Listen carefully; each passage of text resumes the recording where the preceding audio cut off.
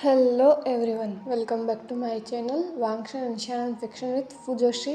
कैसे हो आप सब? आई होप कि आप सब अच्छे होंगे और अपना ख्याल रख रहे होंगे। तो आपके साथ मैं एक वन शॉट एफएफ शेयर कर रही हूँ। ये वन शॉट एफएफ मुझे अचानक ही मेरे दिमाग में आया और मुझे लगा कि मुझे इस पर एक वीडियो बनानी चाहिए क्योंकि मुझे अच्छा लगा, मुझे इसीलिए मैंने इसी पर वीडियो बनाने की सोची। एंड उन लोगों के लिए जो पिछले एफएफ्स का वेट कर रहे हैं, जो कंप्लीट नहीं हुए हैं, तो उनके लिए गुड न्यूज़ है। उनके लिए जो एफएफ है वो मैं मंडे से लेकर आऊँगी और पहले प्लीज़ लव उनको कंप्लीट करूँगी क्योंकि वो लॉन्ग एफएफ है। उसके बाद फेटेड मेट्स को भी साथ में कंप्लीट कर दूंगी एंड डॉक्टर बनी को भी मैं फेटेड मेट्स के साथ ही कंप्लीट कर दूंगी। और रही बात उसके साथ साथ जिन लोगों को वो स्टोरीज पसंद नहीं है क्योंकि उस पर व्यू कम ही आते हैं, लेकिन जो लोग सुनते हैं उनके लिए मैं वो एफएफ लेकर आऊँगी। तो जो लोगों को नए स्टोरीज पसंद है, जिनको पिछली स्टोरीज में इंटरेस्ट नहीं है, तो उसके लिए मैं टाइम टाइम पर वन शॉट्स भी लेकर आऊँगी। वैसे मेरे पास भी बहुत सारे वन शॉट्स हैं जिन्हें मैं लेकर आना चाहती हूँ एंड कोशिश करूँगी कि उनको लेकर आऊँ, रेगुलर अपडेट करने की कोशिश करूँ। तो अभी इस एफएफ की बात करते हैं। उससे पहले अगर कोई मेरे चैनल में नया है तो प्लीज़ चैनल को सब्सक्राइब कर दीजिए, वीडियो को लाइक कीजिए, कमेंट में मुझे ज़रूर बताइए कि आपको स्टोरी कैसी लगी। आपने थंबनेल देख ही लिया होगा। तो स्टोरी का नाम है can I forgive you and ये स्टोरी जानी मॉडर्न एफएफ है। आप लोग कब से कह रहे थे कि हम आपको शानोंग चाहिए, तो मैंने इसका जानी वर्जन में लेकर आई हूँ। कोई भी हो, टॉप इसमें जान या विंग एक ही बात है, टॉप जानी है। तो स्टोरी हमने देख लिया होगा। तो स्टोरी लाइन में कुछ ऐसा है कि आप क्या करोगे जब आप कहीं से आओ, कई दिनों बाद आपको खुशी हो, आप एक खुशी अपने हस्बैंड के साथ शेयर करना चाहते हो, लेकिन वो खुशी, वो टाइम जब आप अपने हस्बैंड से मिलने आए हो, वो टाइम, उस टाइम को आप कर्ज करते हो कि आप इस वक्त यहाँ पर आए क्यों। आप अपने हस्बैंड को देखें उसकी बेस्ट फ्रेंड के साथ अपने ही बेड में, वो भी नॉट सो एप्रोप्रिएट कंडीशन में है, तो आप क्या करोगे। ये ईबो के साथ हुआ था। तो ये स्टोरी लाइन है। अब आइए स्टोरी को स्टार्ट करते हैं।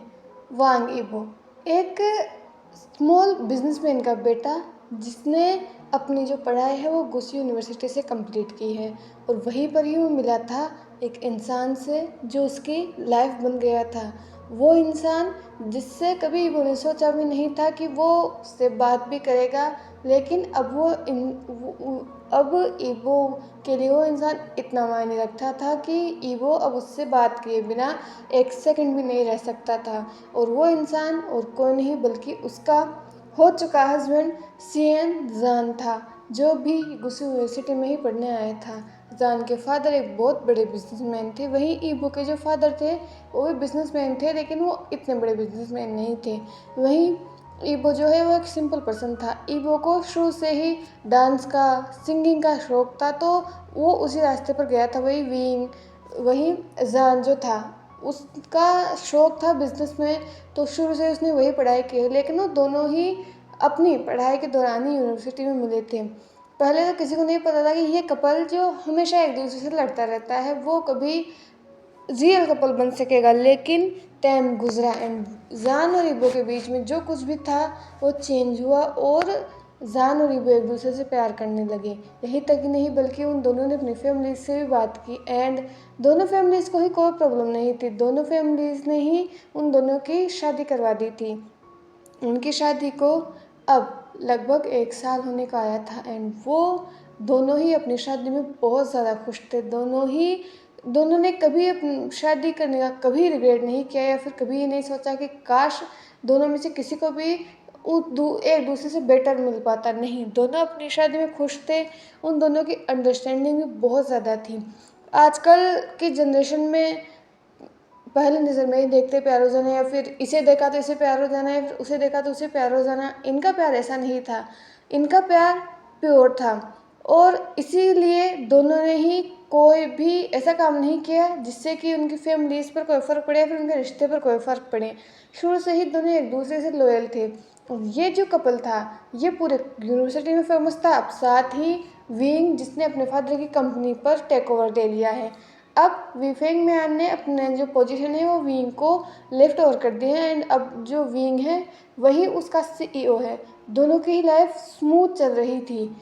छोटी छोटी fights, lovey dovey moments, warm nights and lovey dinner dates, ये उनकी जो रूटीन था वो था। उनकी लाइफ ऐसे ही चल रही थी। साथ ही अपना टाइम हर वीकेंड अपनी फैमिली के साथ बिताना, अपनी फैमिली के साथ घुल कर रहना, ये ईबो और जान की लाइफ थी। और वो इस लाइफ में बहुत खुश थे।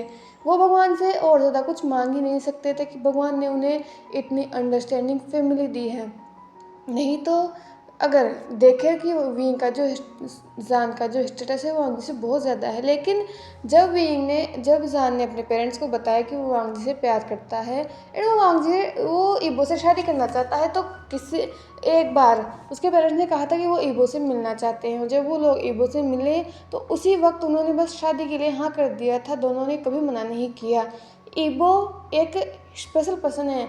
वो मेल है, लेकिन एक ऐसा मेल है जो कि प्रेग्नेंट हो सकता है। ये बात जब जान को पता चली थी तो उसका खुशी का ठिकाना ही नहीं था।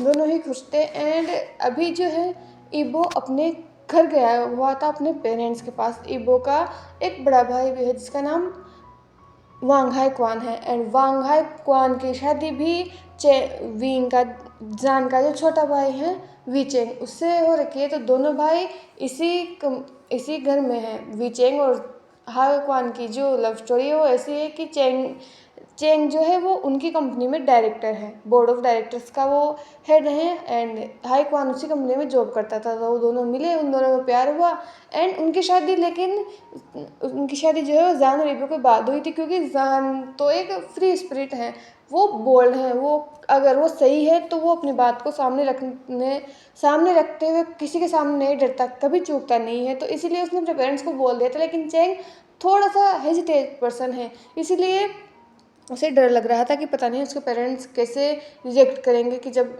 वो बोर्ड ऑफ डायरेक्टर्स का हेड है एंड हाई क्वान जो है वो बस एक नॉर्मल एम्प्लॉय है। तो बड़ा डर रहा था। लेकिन जब जान की शादी हुई तो उसने भी अपने पेरेंट्स से बात की एंड उसके पेरेंट्स को कोई प्रॉब्लम नहीं थी।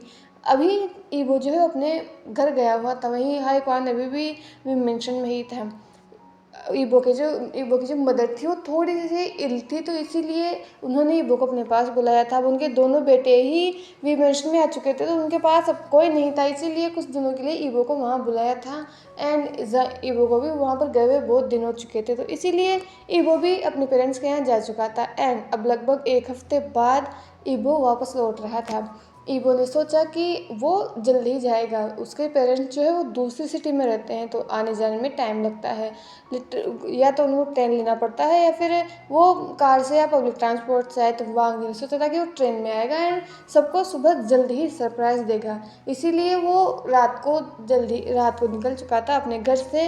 एंड जब वो ट्रेन से वहाँ पर आया एंड सुबह वो जल्दी लिटरली सुबह के 6 बजे ही, जब वी मेंशन में कोई उठा भी नहीं हो गया था कि जो मेड्स है वो भी नहीं उठे कि ईबो तभी आ चुका था। ईबो जब घर के सामने आया तो वहाँ के जो गार्ड्स थे उन्होंने ईबो को पहचान लिया था, इसीलिए किसी ने ईबो से कोई सवाल नहीं किया और उसे चुपचाप आ जाने दिया।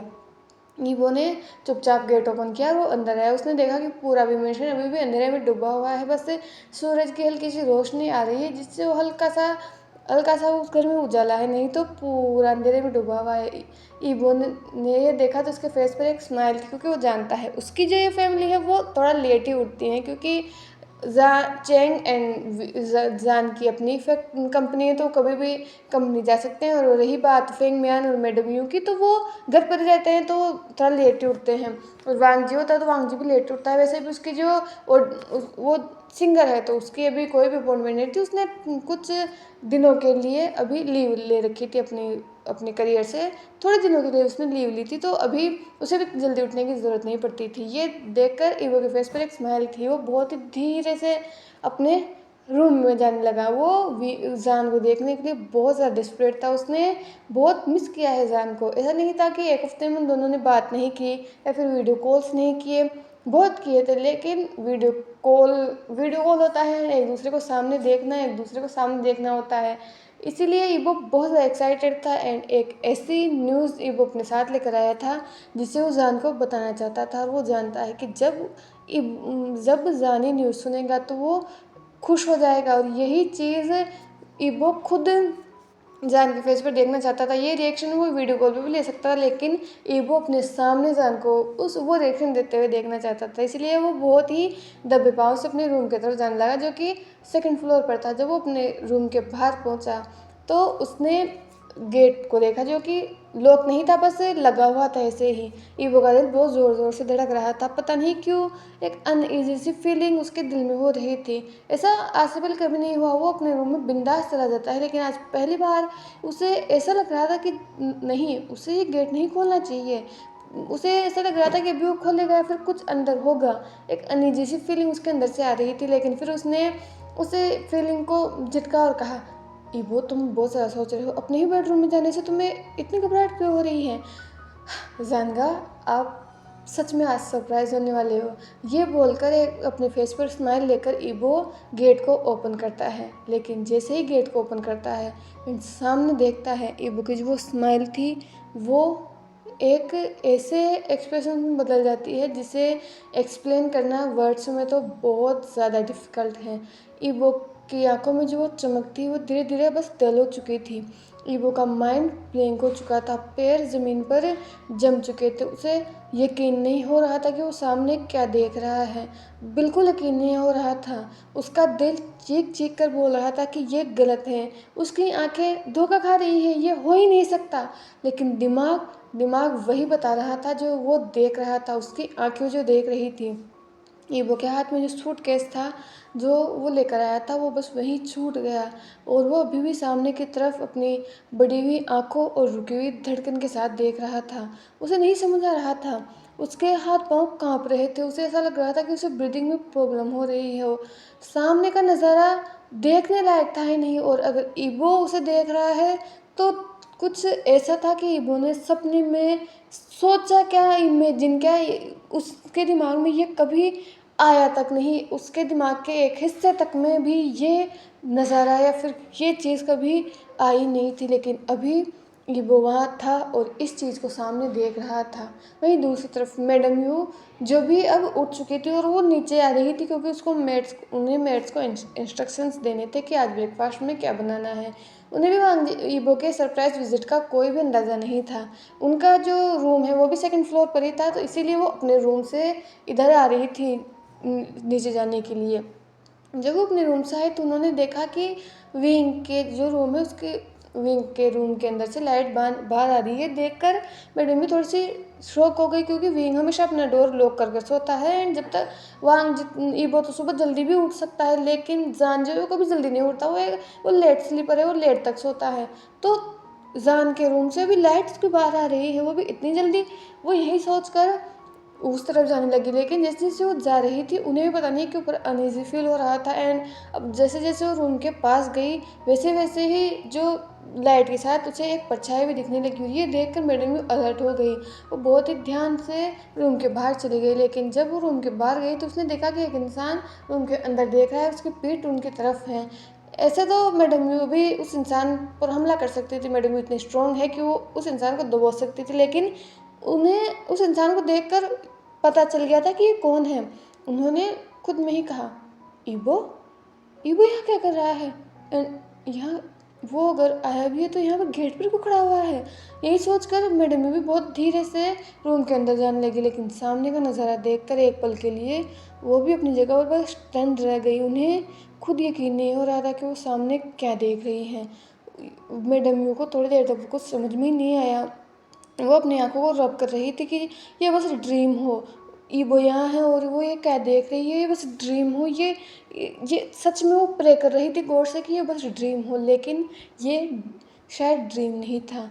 मैडम यू को जब तक होश आया उसने वांग जी की तरफ देखा, जिसकी आंखें शून्य थी। उसकी आंखों में जैसे कुछ नहीं था, कोई चमक नहीं थी या फिर गुस्सा कुछ भी नहीं था, बिट्रेयल कुछ भी नहीं था। वो बस एक स्टैचू की तरह खड़ा हुआ था जिसमें कोई जान हो ही नहीं। मैडम यू ने ईबो के शोल्डर पर हाथ रखा और कहा, ईबो ईबो। लेकिन ईबो जैसे को सुन रहा था, जैसे वो यहाँ था ही नहीं, जैसे वो कहीं खोया हुआ था। मैडम यू ने जब देखा कि ईबो को रिस्पॉन्स नहीं दे रहा है तो उसने उसने सामने की तरफ देखा। जहाँ पर बेड पर दो इंसान एक दूसरे से बस लिपट कर सोए हुए थे एंड उन दोनों की जो हालत थी वो कुछ अप्रोप्रिएट नहीं लग रही थी। वहाँ मेल जो था, जो इंसान एक मेल और फीमेल थे, मेल जो था उसके वो शर्टलेस था क्योंकि ब्लैंकेट जो था उसकी वेस्ट तक आ रहा था, जिससे साफ साफ दिख रहा था कि उसने कोई शर्ट नहीं पहन रखी है। वहीं दूसरी तरफ उसके पास जो लड़की लेटी हुई थी उसने भी कुछ ज़्यादा ढंग के कपड़े पहन नहीं रखे थे, ज़्यादा तो एक्सपोज ही हो रहे थे। ये देखकर मैडम की मुट्ठियाँ बिछ गई। वो उस बेड के पास गई और उसने लिटरली अपनी कोल्ड एंड स्केरी वॉइस का यूज़ करते हुए कहा, सियन शाहजान। वो इतनी ज़ोर से चिल्लाई थी कि वो पूरा रूम गूंज चुका था, यहाँ तक कि इस रूम से भी बाहर आवाज़ जा चुकी थी। वही दूसरी तरफ हाई कौन भी उठ चुका था, उसे भी ऑफिस के लिए जाना था, उसे आज पता नहीं नींद नहीं आ रही थी तो वो भी जल्दी ही उठ चुका था। वो भी नीचे आ रहा था कि उसे कॉफ़ी लेनी थी। लेकिन जब उसने देखा जब वो जैसे ही वो सीढ़ियों से नीचे जाने ही वाला था उन्हें मैडम यू की आवाज़ सुनाई दी। इतनी कोल्ड आवाज़ सुनकर एक पल के लिए हाई कौन खुद भी डर गया और तुरंत उस आवाज़ की तरफ दौड़ कर आया। जैसे ही वो रूम के बाहर आया तो उसने ईबो को देखा और ये देखकर वो भी शौक था क्योंकि ईबो ने किसी को इन्फॉर्म नहीं किया था कि वो आने वाला है। वो भी अंदर गया लेकिन सामने के नज़ारे को देखकर एक पल के लिए शिचेन की आंखें बंद हो गई और वो बस घूम गया। थोड़ी देर बाद जब शिचेन ने खुद को शांत किया तो वो घूमा और उसने ईबो की तरफ देखा जो अभी भी बस उसी नज़ारे को देख रहा था। वहीं दूसरी तरफ मैडम के चिल्लाने पर भी जान बस धीरे धीरे उठ रहा था। उसने उसने अपनी नींद में ही कहा, माँ तू चिल्ला रही हो, सोने दो ना, वैसे भी कल रात में बहुत लेट सोया था एंड चिल्लाऊँ तो मेरा बेबी उठ जाएगा। ये बोलकर वो उस फीमेल के अराउंड अपना हाथ फिर से रैप करता है और उसे फिर से अपने क्लोज कर लेता है। और ये चीज़ तो मैडम यू के लिए सच में बहुत ज़्यादा थी। उसने अपने आसपास देखा तो उसने देखा कि पानी का जग भरा हुआ, तो उन्होंने पानी के जग को उठाया और सीधा जान के फेस पर मारा और वो फोर्स इतना ज़्यादा था पानी फेंकने का, उन्होंने पानी फेंका जिससे जान तुरंत उठकर बैठ गया। साथ ही उसने उस जग को इतने ज़ोर से ज़मीन पर पटका कि उससे उसके उस पूरे रूम में बस ग्लास ही ग्लास हो गया। उससे बहुत तेज़ आवाज़ हुई थी और अब तक तो पूरे मैनेजमेंट को पता चल गया था कि कुछ तो हो रहा है। तो फेंग मैन भी उठ चुका था एंड चेंग जो था वो भी उठ चुका था। साथ ही जान और चेंग की जो बहन है शुआन लू वो भी यहीं पर ही थी, इसीलिए वो भी उठ चुकी थी, वो भी बाहर आई। जान जो अचानक बौखला गया उसके ऊपर पानी गिरने की वजह से, तो उठा और उसने अपने फेस से पानी को साफ किया और अपनी माँ की तरफ देखते हुए कहा, माँ क्या है, अब मुझे उठा क्यों रही हो। यह देखते ही मैडम पहले विंग के पास आए और उन्होंने एक जोरदार थप्पड़ विंग के गाल पर जड़ दिया और ये इतना सडन था कि विंग को रियलाइज़ नहीं हुआ। वही दूसरी तरफ हाई क्वान जो उस तरफ देख भी नहीं पा रहा था क्योंकि सामने का जो हालत थी उसे देखा ही नहीं जा सकता था, इसलिए उसने अपने फेस को दूसरी तरफ कर रखा था। और फेंग मियान और चेंग जैसे ही अंदर आने लगे हाई क्वान ने उन्हें वहीं पर ही रोक लिया। वो लोग भी जानना चाहते थे कि हुआ क्या है, लेकिन वो देख सकता था कि अभी भी वो लड़की जो पास जान के सो रही है उसकी हालत बिल्कुल ठीक नहीं है और चेंग और उसका अंदर आना ठीक नहीं होगा, इसलिए वो हाई क्वान ने उन दोनों को बाहर ही रोक लिया था। लेकिन जान ने जब अपनी माँ का थप्पड़ खाया, ये पहली बार था या फिर बहुत सालों में पहली बार था जब मैडम ने विंग पर हाथ उठाया हो।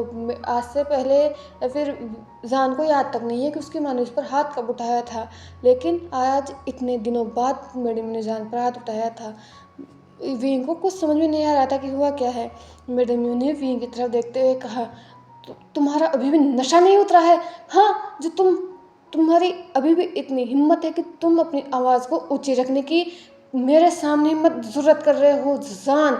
ये सुनकर वीन ने अपनी माँ की तरफ देखा और कहा, माँ क्या क्या किया है मैंने? ये सुनकर मैडम ने कहा, क्या किया है तुमने? पहले अपने पास देखो कि तुमने किया क्या है, अपनी हालत देखो और फिर बताओ कि तुमने क्या किया। ये सवाल मुझे तुम्हें पूछना चाहिए कि तुमने ये क्या किया है जान। ये बोलकर जान को कुछ समझ में नहीं आया, लेकिन फिर उसने अपनी तरफ देखा एंड वो शॉक हो गया। वो उस रात को तो कपड़े पहन कर सोया था, उसके कपड़े। फिर उसने अपने पास ही अपने बेड पर ही किसी और को महसूस किया। जब उसने देखा तो वो खुद उसे अपनी आंखों पर भरोसा नहीं हो रहा था क्योंकि पास ही उसकी बेस्ट फ्रेंड यांगजी थी, जो भी उस पानी के फोर्स से वो भी उठ चुकी थी, आवाज़ें हो रही थी तो उसकी भी नींद खुल चुकी थी और उसने ब्लैंकेट को अपने चारों तरफ रैप कर रखा था। लेकिन उसकी आंखों में डर नहीं था जैसे कि विंग ने उसके साथ कुछ किया हो, लेकिन उसकी आंखों में बस ये था कि हाँ विंग और उसने वो सब किया है। वो बस उसकी आंखों में यही था, ये नहीं था कि विंग ने कल रात उसका ज़बरदस्ती की हो और अब उसे बुरा लग रहा हो। उसके आंखों में बुरा लगने से कुछ नहीं था। वीर ने जब ये देखा तो वो खुद तुरंत खड़ा हो गया, उसे यकीन नहीं हो रहा था। वो बस यही देख रहा था, अभी तक भी उसने ईवो को नोटिस नहीं किया था। ये देखकर उसने यांगजी की तरफ देखा और कहा, यांगजी, तुम यहाँ क्या कर रही हो? और तुमने ये मेरे हो क्या रहा है? पर माँ, ये सुनकर मैडम ने विंग को अपनी तरफ घुमाया और कहा, तुम्हें क्या हो गया है जान? तुम क्या कर रहे हो? तुम्हें कुछ याद नहीं है? तुम्हें पता भी है तुमने क्या किया है? मैं क्या कहूँ तुमसे जान, तुमने क्या किया है? माँ, पर मुझे कुछ याद नहीं है। कल रात क्या हुआ था? और यांगजी, तुम यहाँ क्या कर रही हो मेरे बेड में? ये सुनकर यांगजी ने जान की तरफ देखते हुए कहा, जान, तुम मुझसे ऐसे कैसे बात कर सकते हो? कल रात तुम ही तो थे जो मुझे रूम में लेकर आए थे, और उसके बाद हम दोनों के बीच जो कुछ भी हुआ, तुम इस चीज़ को मानते हो। तुम ये नहीं कह सकते कि तुम इस चीज़ को नहीं मानती, क्योंकि कल रात तुमने खुद वो सब मेरे साथ किया था। मैं तुम्हें रोक ही नहीं पाई। ये सुनकर जान ने कहा, क्या किया है मैंने तुम्हारे साथ? ये सुनकर यांगजी ने कहा, जान, तुम इस तरह से कैसे बात कर सकते हो? क्या किया है? तुम्हें हमारी हालत देखकर क्या लगता है कि हम दोनों के बीच में क्या हुआ है? ये सुनकर जान ने देखा, पहले उसने अपनी माँ की तरफ देखा और अपनी पास की शर्ट को उठाकर पहन लिया। और जब वो शर्ट पहन रहा था तो उसकी नज़र सामने की तरफ गई और वो अपनी जगह पर ही बस फ्रोज हो गया, क्योंकि सामने ईबो खड़ा हुआ था। और ईबो के फेशियल एक्सप्रेशंस देखकर उसे पता चल गया था कि ये सब ईबो ने भी देखा है। और उसका माइंड ब्लैंक हो चुका था। उसे ऐसा लग रहा था कि जैसे उसके पैर जवाब दे रहे हो। कल रात का उसे कुछ याद नहीं था। वो याद करने की कोशिश कर रहा था, लेकिन फिर भी उसे कुछ याद नहीं आ रहा था। वहीं दूसरी तरफ ईबो जो ये सब देख रहा था, उसने मैडम ने किया जो भी देखा, विंग ने कहा जो भी सुना, यांगजी ने भी जो कहा, उसने सब कुछ सुना था। लेकिन जैसे उसके दिमाग में यह घूम रहा हो, बिल्कुल किसी लूप की तरह। और वो पूरी तरह से काँप गया था। उसकी जो सांसें थी वो भारी होने लगी थी। उसका जो माइंड था वो ब्लैंक हो रहा था। वो विंग की तरफ देख रहा था। उसकी आंखों में कुछ था जो कि विंग के दिल को तोड़ रहा था, जो कि विंग को ऐसा फील करवा रहा था कि उसने फेल कर दिया है ईबो को। उसने सच में ईबो को फेल किया है। जान ने ध्यान से वांग जी की तरफ देखा, लेकिन वांग जी शायद कुछ देखने की हालत में ही नहीं था। और अगले ही पल बस धड़ से नीचे गिरने की आवाज़ सुनाई देती और वांग जी बेहोश होकर वहीं पर ही गिर चुका था। और ये देखकर सबसे पहले जिसने देखा था वो मैडम यू तुरंत ईबो के पास आई। वही हाय कौन और शुआन भी ईबो के पास आ चुके थे। और अब लगभग आधे घंटे के बाद ईबो को उठाकर गेस्ट रूम में ले जाया जा चुका था। डॉक्टर आया, उसने ईबो को चेक किया। रूम में बस मैडम यू, डॉक्टर और ईबो ही थे।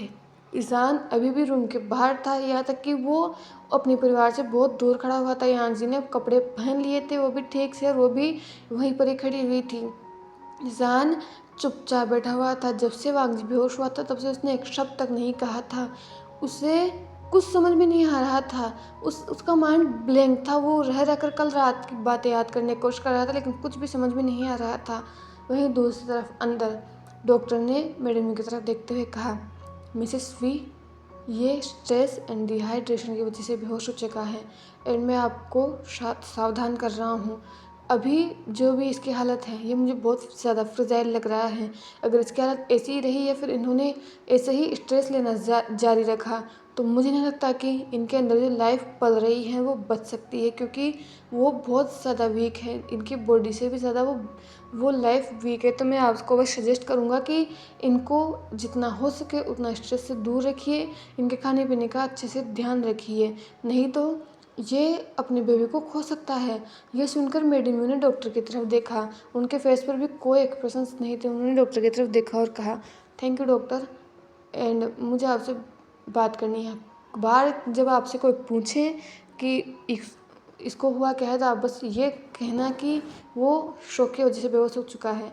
ये बात कि वो प्रेग्नेंट है ये बात किसी को पता नहीं चलनी चाहिए।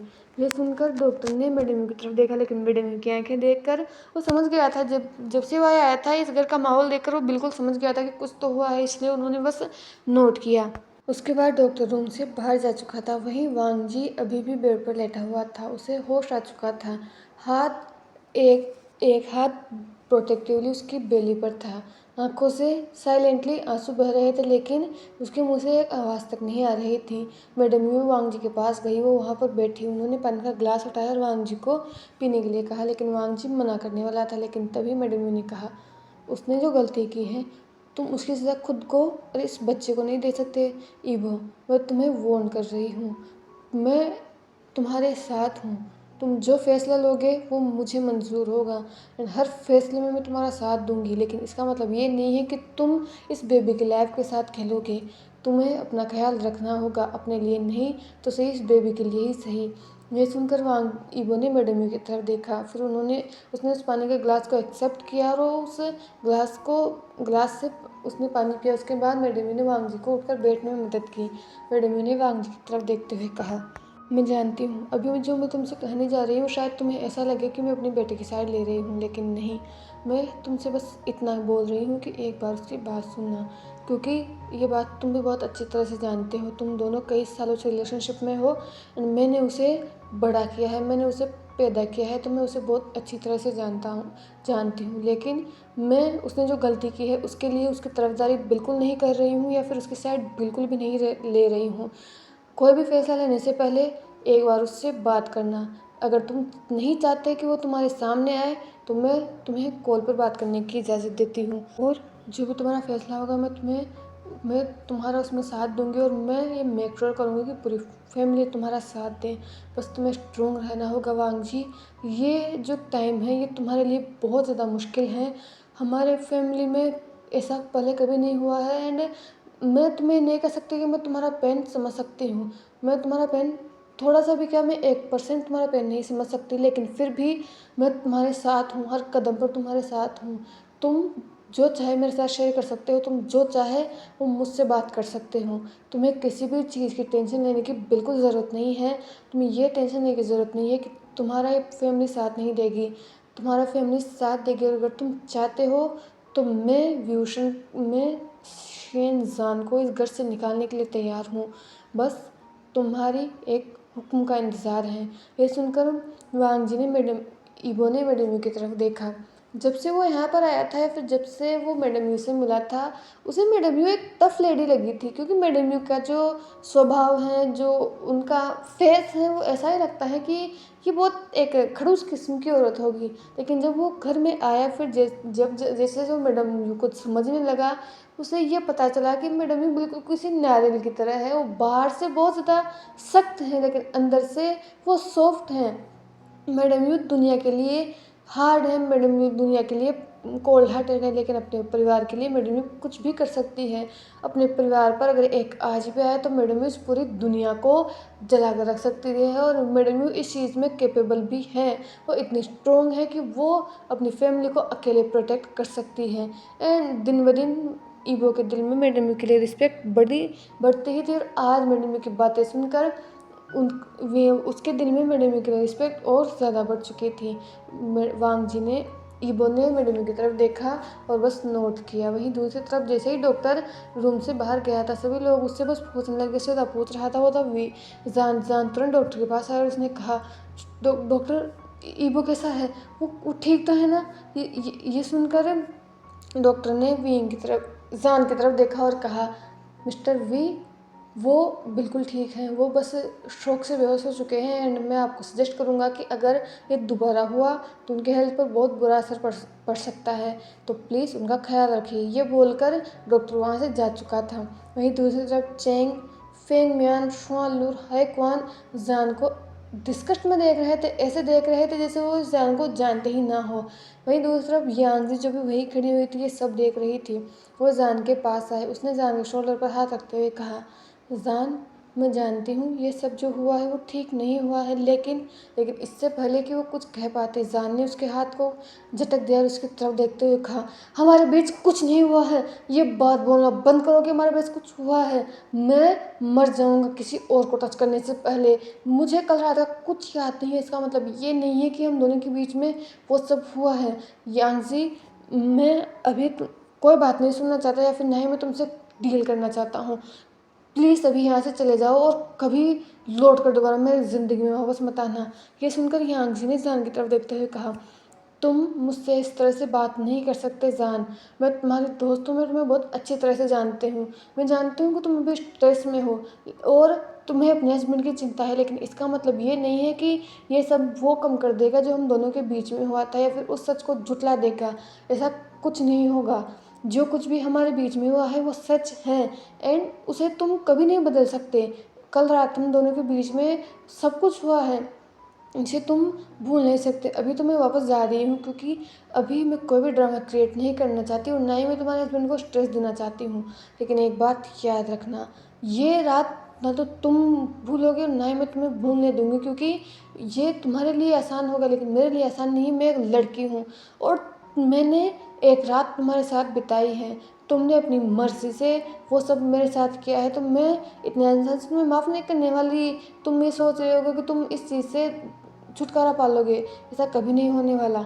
अभी मैं तुम्हें बस थोड़ा सा स्पेस देकर यहाँ से जा रही हूँ, लेकिन मैं वापस आऊँगी और मैं बस चाहती हूँ कि तब तक तुम अपने माइंड को क्लियर कर लो एंड फैसला ले लो कि तुम क्या करोगे।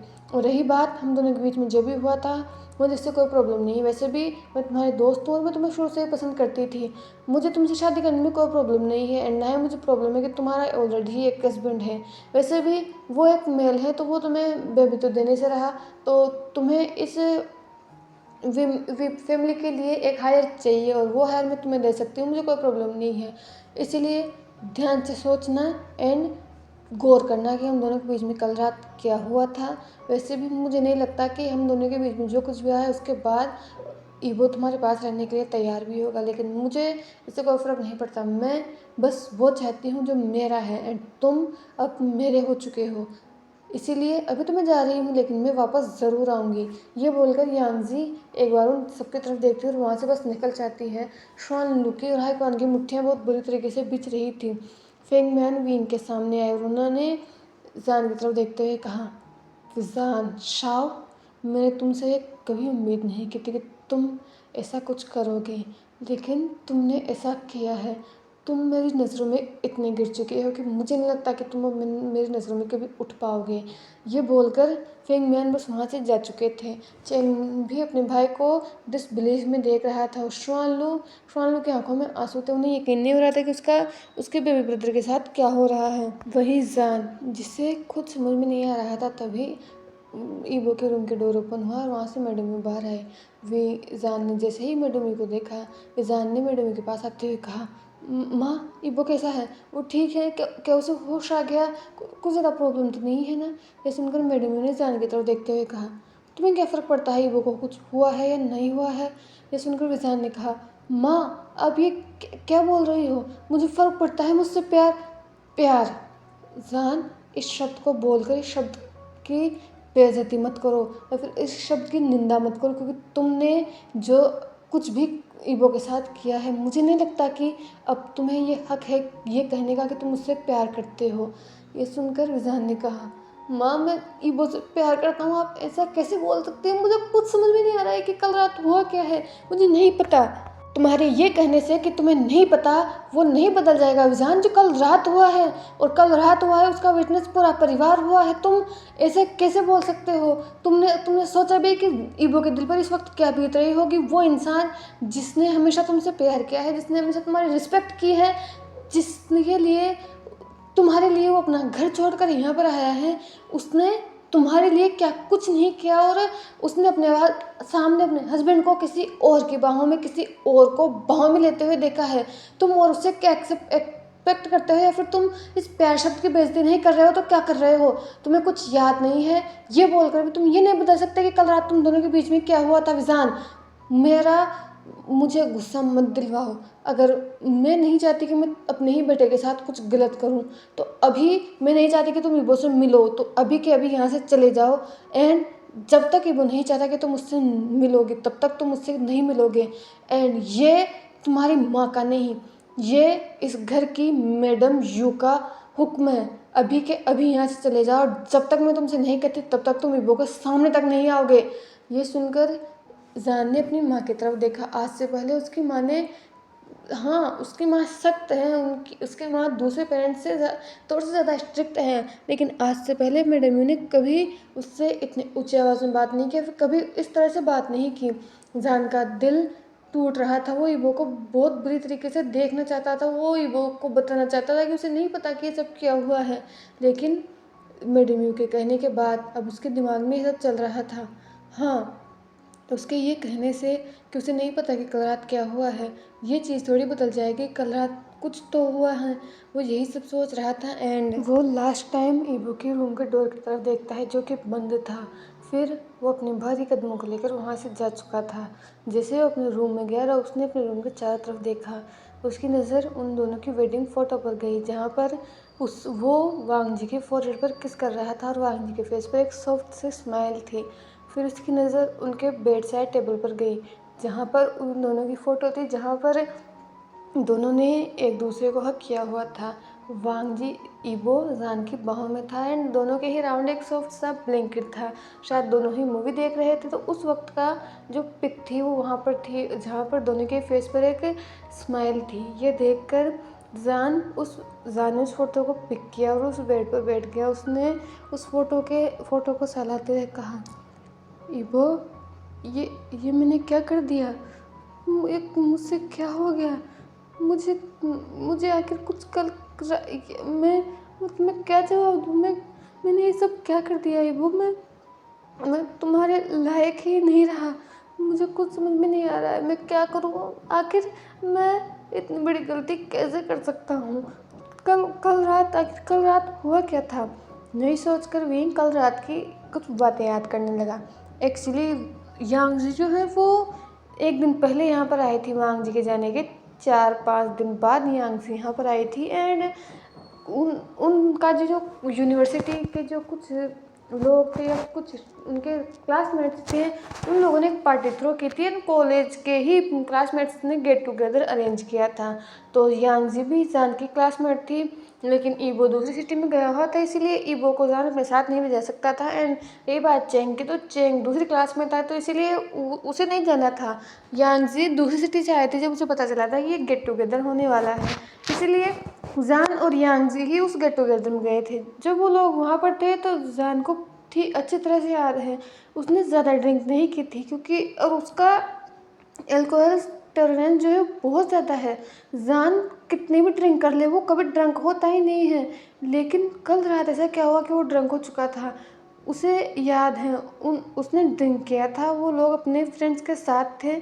उसके बाद वो घर आया था, उसे घर आया तब तक याद है। उसके बाद उसे वापस आते वक्त प्यास लगी थी तो इसलिए वो किचन में गया था। उसने पानी पिया, पानी पीने के बाद वो अपने रूम में आया था। रूम में आने के बाद वो चेंज कर रहा था, लेकिन उसका सिर घूमने लगा था और धीरे धीरे सब कुछ ब्लर हो रहा था। तभी तभी उसे सामने ईबो दिखा था। उसने देखा था कि ईबो रूम के अंदर आया था। जान को वही सब याद आ रहा था जब वो पार्टी से आने के बाद उसका सर चकरा रहा था।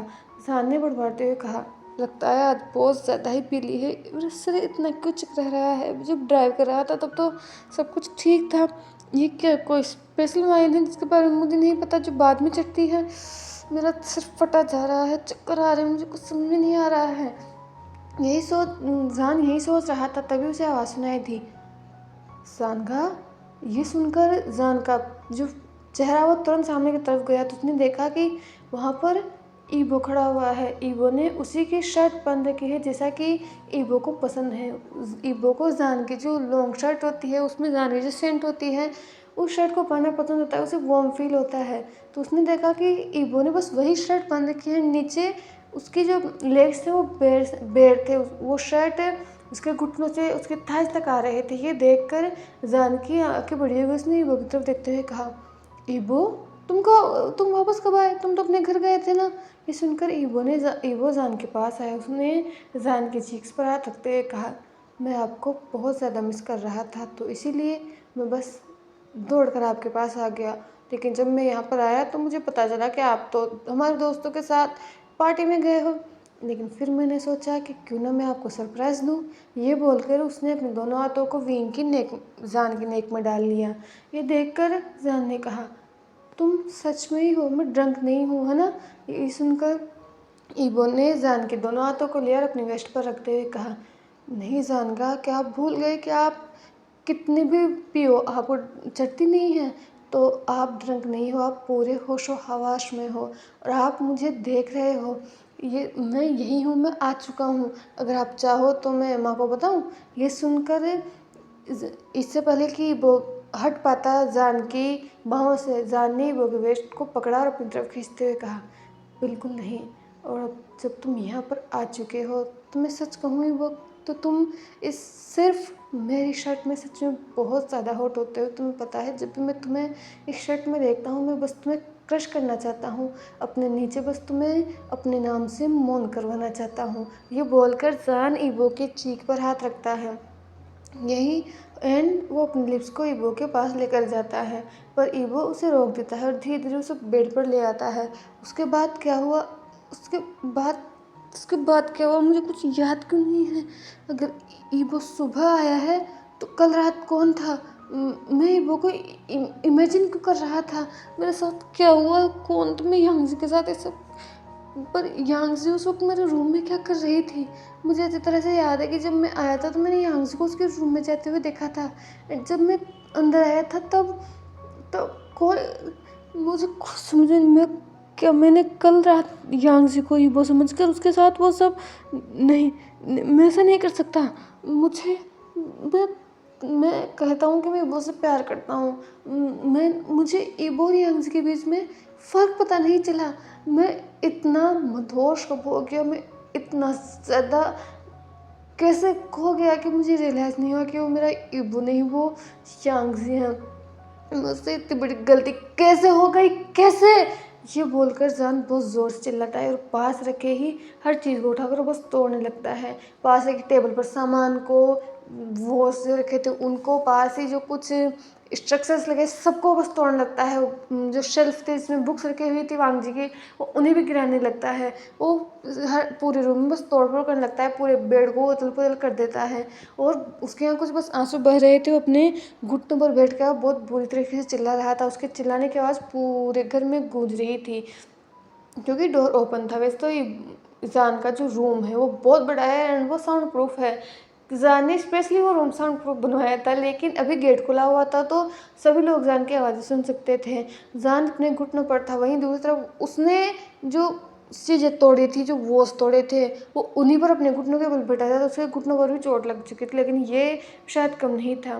जान उठा, वो लड़खड़ाते कदमों के साथ रूम से बाहर गया और वो अपने माँ बाबा के रूम में गया जहाँ पर अभी फ़िलहाल कोई नहीं था। जान वहाँ पर गया, उसने वहीं अपनी माँ और बाबा की अलमारी से मैडम यू की वो ज़ीडेन निकाली, जिसका जो कि एक विप थी एंड उसका नाम मैडम यू ने ज़ीडेन रखा था। जब भी कोई भारी पनिशमेंट, कोई भारी गलती करता है तो मैडम यू इसी से उसको पनिश करती है। जान ने उस विप को लिया और वो अपने रूम में वापस चला गया और अब की बार उसने डोर को लॉक कर दिया। उसके बाद वो वहीं अपने घुटनों पर वापस बैठ गया। उसने खुद की तरफ देखते हुए कहा, मैं ऐसा कैसे कर सकता हूँ, कैसे? ये बोलकर ही जान खुद को ही विप करने लगता है। वो जान को नहीं पता कि उसने खुद को कब तक मारा। वो उसने अपनी शर्ट को खोल दिया था, उसकी पूरी जो पीठ थी वो पूरी तरीके से बस खून में सन चुकी थी। उसे नहीं पता उसने कब तक मारा। उसे तब तक याद है जब तक उसने अपने होश नहीं खो दिए, जब तक कि वो बेहोश नहीं हो गया तब तक उसने खुद को मारा था। और एक बार जब वो बेहोश हो गया, जब वो थक गया, जब उसका हाथ अब उठ ही नहीं रहा था, तो वो बस ज़मीन पर लेट गया। उसने खुद को कर्ल कर लिया और वो बस यही चीज़ सोच रहा था कि उसने क्या कर दिया। वो वांगजी को फेस कैसे करेगा? उसकी माँ ने सच कहा है, उसने इस प्यार शब्द का अपमान किया है। वो वांगजी के साथ ऐसा कैसे कर सकता है? ईबो के साथ वो ऐसा कैसे कर सकता है? यही सोचते हुए उसके आंखों में बस आंसू थे। वहीं दूसरी तरफ विंग के चीखने की आवाज़ें, विंग के जान के वो सब तोड़ने की आवाज़ें, वो ईबो साफ साफ सुन पा रहा था, लेकिन ये उसके पेन को कम करने के लिए काफ़ी नहीं था। वो बहुत बुरी तरीके से टूट चुका था अंदर से। उसे ऐसा लग रहा था कि जैसे उसे कुछ फील ही नहीं हो रहा है। उसे कुछ फील हो रहा है तो वो उसकी बेली में पल रहा वो बेबी, जिसकी खुशखबरी देने के लिए तो यहाँ पर दौड़ कर आया था विंग से मिलने के लिए, कि जिस पल का वो दोनों इंतज़ार कर रहे थे वो पल आ चुका है। वांगजी प्रेग्नेंट था, ईबो प्रेग्नेंट था, वो जान और उसका बेबी आने वाला था। वो कितना खुश था। उसने इस चीज़ को फ़ोन पर बताने से ज़्यादा सामने आकर बताना ज़रूरी समझा था। लेकिन उसे क्या पता था कि वो जो सरप्राइज़ देने आया था उसका उसे उल्टा शॉक मिलेगा। उसे अपने हस्बैंड को किसी और की बाहों में देखना होगा। उसने ये चीज़ कभी सपने में भी नहीं सोची थी। और अब जब उसने ये सब देख लिया है तो उसे कुछ समझ भी नहीं आ रहा है कि उसे क्या करना चाहिए। उसे वो सब कुछ याद आ रहा था, कब कब उसने विंग के साथ टाइम स्पेंड किया है, कब कब विंग ने जान के साथ उसने ये सब किया। उसे उस वो अभी जैसे कुछ सोच नहीं चाहता, उसका दिमाग फटा जा रहा है। एंड अगर वो ज़्यादा टेंशन लेगा तो उसकी बेबी की जान खतरे में आ जाएगी। इसलिए वो बस सोना चाहता था, लेकिन शायद आज नींद भी उसकी दुश्मन थी। शायद आज नींद भी चाहती ही नहीं थी कि वो ईवो को 2 पल सुकून के ही दे। इसलिए उसे आज नींद तक नहीं आ रही थी। और विंग के चिल्लाने की आवाज़ें, जान के वो सामान तोड़ने की आवाज़ें भी कुछ इस चीज़ को कम नहीं कर रही थी, बल्कि बढ़ा रही थी। ईवो ने खुद को कर्ल कर रखा था, उसकी आंखों से आंसू बह रहे थे, उसकी पूरी बॉडी अनकंट्रोलेबल कांप रही थी। उसके दिमाग में बहुत सारे सवाल चल रहे थे, बहुत कुछ चल रहा था जिसके जवाब वांग जी के पास नहीं था। फिलहाल अभी तो बिल्कुल भी नहीं था। थोड़ी देर बाद मैडम यू ईबो के कमरे में आए। उसने ईबो को सुबह का ब्रेकफास्ट कराया और डॉक्टर ने जो दवाई सजेस्ट की थी वो दवाई मैडम यू ने ईबो को दी। वो पूरा दिन जैसे ऐसे ही बीत गया। वो पूरा मेंशन जो था वो बिल्कुल जैसे सन्नाटे में हो गया, जैसे किसी मातम का सन्नाटा हो, बिल्कुल वैसा ही हो चुका था। वहाँ पर कोई कुछ नहीं बोल रहा था, कोई छोटी सी आवाज़ तक नहीं कर रहा था, क्योंकि सभी सुबह जो कुछ भी हुआ सभी उसी चीज़ को अभी तक डाइजेस्ट करने की कोशिश कर रहे थे। और ईबो जो कि अपने रूम में बैठा हुआ था, लगभग अब शाम हो चुकी थी, तभी उसे एक आवाज़ सुनाई दी, ईबो शुशु।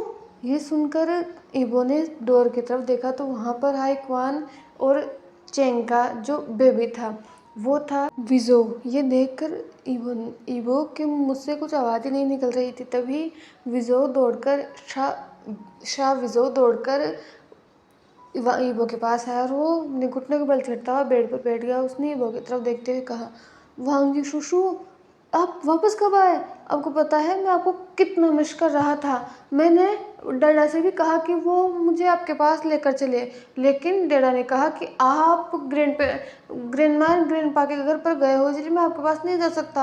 आपको पता है जब आप यह बन रहे थे तो मेरे टीचर्स मुझे कितना होमवर्क देते थे और कोई मेरे पास उस होमवर्क को करवाने के लिए कोई था भी नहीं। डैडा एंड डैड तो हमेशा बिजी रहते हैं और बस आप ही तो थे जो हमेशा मेरा होमवर्क में मदद करते थे। इसीलिए अब जब आप आ गए हो तो मैं आपको कभी कहीं नहीं जाने दूंगा। मैंने आपको सच में बहुत मिस किया। ये बोलकर जाव जो है वो ईवो को हक कर लेता है। एंड पूरे दिन में पहली बार था जब वांग जी ने ईवो ने थोड़े से इमोशंस दिखाए थे।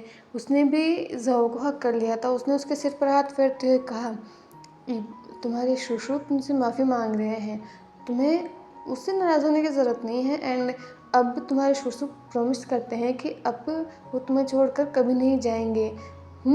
ये बोलकर उसने विजो की तरफ देखा। विजाओ ने भी ईबो की तरफ देखा और कहा, पक्का आप मुझे छोड़कर कहीं नहीं जाओगे? ये सुनकर ईबो ने बस नोट किया। उसके बाद विजो भी जो था वो ईबो से बातें करने लगा था। वही बाहर हाई क्वान और मैडम यू खड़ी हुई थी। हाई क्वान ने मैडम की तरफ देखते हुए कहा, माँ आपने ये सही किया जो कि विजो को अंदर भेज दिया। सुबह से अब जाकर मुझे थोड़ा सा रिलीफ मिला है वांग ईबो को ऐसे देख कर। ये सुनकर मैडम ने कहा, मैं जानती थी ईबो अभी किससे बात नहीं करना चाहेगा, लेकिन एक विजो भी है जो उसके मूड को थोड़ा लाइट कर सकता है। अगर वो सारा दिन स्ट्रेस लेगा तो वो चीज़ उसके लिए ठीक नहीं होगी। ये सुनकर हाई क्वान ने मैडम की तरफ देखा और नोट किया। उसके बाद मैडम ने वांग जी को डिनर भी करवाया। हालांकि ईबो को कुछ ज़्यादा भूख थी नहीं, लेकिन फिर भी उसने बेबी के लिए डिनर किया। और डिनर करने के बाद मैडम ने उसे दवाई दी और दवाई के असर से धीरे धीरे वांग जी को नींद आ रही थी, लेकिन वो लेटा ही था और अभी रात थी। वांग जी दवाई के असर से वांग जी को नींद आ जानी चाहिए थी, लेकिन अभी भी उसका दिमाग में इतना ज़्यादा मिस था कि उसे अभी भी नींद नहीं आ रही थी, लेकिन फिर भी वो सोने की कोशिश कर रहा था। तभी उसे अपने रूम का डोर ओपन होता हुआ महसूस हुआ। वो डोर ओपन हुआ और कोई अंदर आया। वांग जी एकदम से अलर्ट हो गया कि इस वक्त यहाँ पर कौन आ सकता है, इसीलिए वो बस सोने का नाटक करने लगा। तभी वो इंसान वांग जी के बेड के पास आया। बहुत देर तक ईबो को कुछ फील नहीं हुआ, ऐसा लग रहा था जैसे कि वो इंसान ईबो को देख रहा हो, लेकिन अगले ही पल ईबो को फील हुआ कि किसी ने उसके पैरों पर से ब्लैंकेट को हटाया हो। उस इंसान ने उसके पैरों पर से ब्लैंकेट को हटाया एंड उसके बाद उसने ईबो के पैरों को पकड़ लिया और वो बस उसने अपने सिर को ईबो के पैरों पर रख दिया और अगले ही पल ईबो को बस अपने पैर गीले हुए महसूस हो रहे थे। ईबो ने बहुत धीरे से अपनी आंखों को ओपन करके देखा तो वहाँ पर और कोई नहीं बल्कि जान था, जिसकी नज़रें झुकी हुई थी, जिसने अपने सिर को वांग ईबो के कदम में रख रखा था और आंखों से आंसू बह रहे थे। ईजान अपने सुबकियों को कंट्रोल करने की कोशिश कर रहा था, ये ईबो समझ रहा था। पर जान का यहाँ आना ईबो के लिए कोई रिलीफ की बात नहीं थी, क्योंकि वो खुद भी टूट रहा था। जान की वो रोने की आवाज़ सुनकर ईबो खुद के आंसुओं को भी कंट्रोल करने की कोशिश कर रहा था। जान ने ऐसे ही कहा, ईबो बेबी बाबे आई एम सॉरी। मुझे तो ये भी नहीं पता कि मैं ये कहना भी डिज़र्व करता हूँ या नहीं, या फिर मैं तुम्हारे इन पैरों में बैठना तक डिज़र्व करता हूँ या नहीं। तुम कितने प्योर हो और मैंने तुम्हें धोखा दिया है। मैंने क्या कर दिया मुझे नहीं समझ आ रहा, और मैं अब क्या करूँ मुझे ये भी समझ में नहीं आ रहा है। मुझे नहीं पता कि मुझसे क्या हो गया, मैंने ऐसा क्यों कर दिया। मैं खुद से नफरत कर रहा हूँ। मैं मुझे मुझे नहीं समझ आता मैं क्या करूँ। बट प्लीज़ मुझे छोड़कर मत जाना ईबो, मैं मर जाऊँगा। मैं तुमसे बहुत प्यार करता हूँ। मैं जानता हूँ कि मैं ये जब तुमसे कहूँगा कि तो तुम मुझ पर भरोसा नहीं करोगे। आखिर कौन ही भरोसा करेगा जिसने अपने हस्बैंड को उस हालत में देखा हो। लेकिन फिर भी मैं बस बेशर्म होकर तुमसे ये चीज़ मांग रहा हूँ। प्लीज़ ईबो, प्लीज़ मुझे छोड़कर मत जाना। तुम्हारी जानगा टूट जाएंगे, तुम्हारी जान का मर जाएंगे अगर तुम उन्हें छोड़कर जाओगे तो। प्लीज़ तुम मुझे सज़ा देना, तुम मुझे मारना, तुम्हें जो सज़ा देना चाहो तुम मुझे दे सकते हो, लेकिन प्लीज़ मेरी आंखों के सामने रहना। मुझे छोड़कर मत जाना। मैं जी नहीं पाऊँगा तुम्हारे बिना। मैं तुमसे बहुत प्यार करता हूँ, बहुत प्यार, इतना प्यार कि कल रात मैंने वो गलती की। मुझे लगा कि वो तुम हो।